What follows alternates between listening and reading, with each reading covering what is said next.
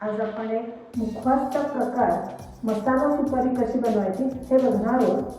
पण ह्याची खासियत अशी की सुपारी विदाऊट सुपारी, म्हणजेच काय तर ॲक्च्युअल सुपारी आपण ह्याच्यात वापरणार नाही आहोत. हा मुखवास असा आहे की तो अगदी लहान मुलांना सुद्धा तुम्ही देऊ शकता. पाचक आहे, पौष्टिक आहे आणि ही खास रेसिपी माझ्या मावस जावेची आहे, सौ ज्योती वैद्य हिची. तिनेही दिलेली आहे. चला तर मग आपण कशी बनवायची ते बघूया. हा मुखवास बनवायला आपल्याला जे साहित्य लागणार आहे त्याच्यात प्रामुख्याने आपल्याला लागणारे ती म्हणजे बडीशेप, त्यानंतर आहे धना डाळ, हे आहे ज्येष्ठीमध पावडर, त्यानंतर आहे वेलची, लवंग आणि काळं मीठ. आता क्रमाक्रमाने आपण ते भाजून घेणार आहोत आणि आपण मिक्सरच्या भांड्यात ते वाटून घ्यायचे. तर लक्षात घ्या, ह्याचं जे माप आहे तुम्हाला डिस्क्रिप्शनमध्ये मिळेल. तर आपण सुरुवात करूया. मी एक फ्राईंग पॅन गरम करायला ठेवला आहे. त्याच्यातच मी आधी वेलची भाजून घेणार आहे.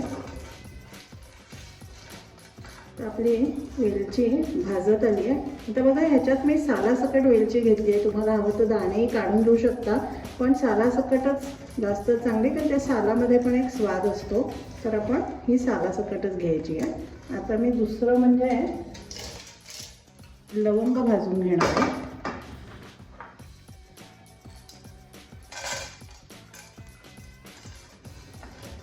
आता आपली लवंग ही भाजून झाली आहे, तर ती मिक्सरच्या भांड्यात काढून घेते.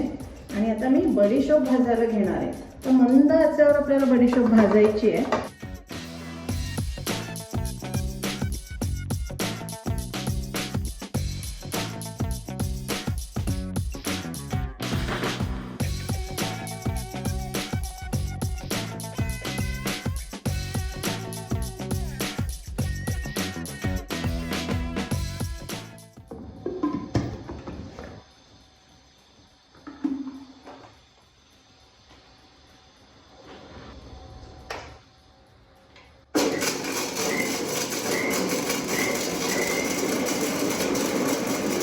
बडीशेप घालायच्या आधी मी वेलची आणि लवंग हे बारीक करून घेतलं आहे.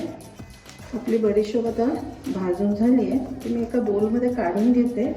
जरा गार झाली की आपण ती गळ्याला टाकूया. एक लक्षात घ्या, आपण विकत आणतो बडीशेप, त्याच्या बरेच वेळा खडे वगैरे असतात, तर ती व्यवस्थित निवडून मगच वापरायला घ्या.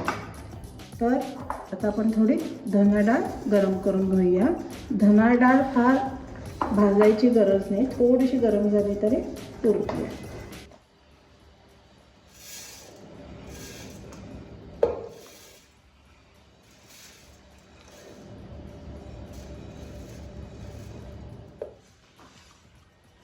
त्याच्यावरच आपण त्या धना डाळ घालून पल्स करत करत आपल्याला हे वाटायचं आहे.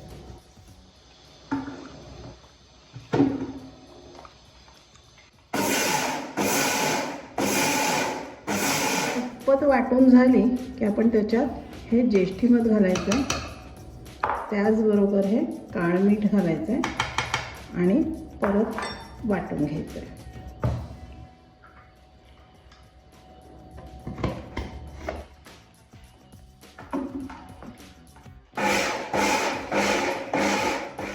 आपला मुखवास तयार आहे. जरा गरम असल्यामुळे ते गार झाल्यावर प्लेटिंग करणार आहे.